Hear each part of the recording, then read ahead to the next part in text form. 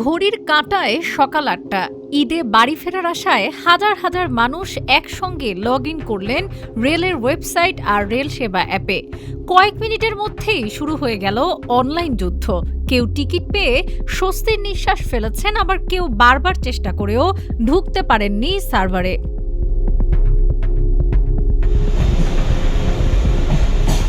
পবিত্র ঈদ উল আজহা উপলক্ষে আজ বুধবার শুরু হয়েছে ট্রেনের অগ্রিম টিকিট বিক্রি। সকাল ৮টা থেকে পশ্চিমাঞ্চলগামী ট্রেনের টিকিট বিক্রি শুরু হলে প্রথম আধা ঘন্টায় সকাল ৮:৩০ পর্যন্ত টিকিট কাটতে প্রায় ৬০ লাখ হিট পড়ে।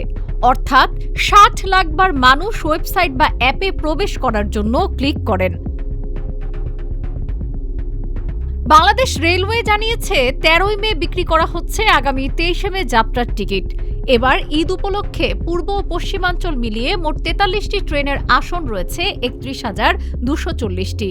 এর মধ্যে পূর্বাঞ্চলে ১৫,৯৭৪টি এবং পশ্চিমাঞ্চলে ১৫,২৬৬টি আসন।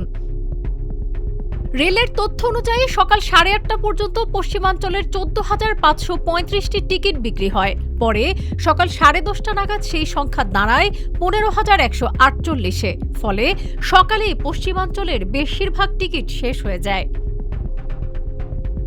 এদিকে আজ বেলা ২টা থেকে শুরু হয়েছে পূর্বাঞ্চলের টিকিট বিক্রি। রেলের সিদ্ধান্ত অনুযায়ী ১৪ই মে বিক্রি হবে ২৪শে মের টিকিট, ১৫ই মে ২৫শে মের টিকিট, ১৬ই মে ২৬শে মের এবং ১৭ই মে ২৭শে মের যাত্রার টিকিট।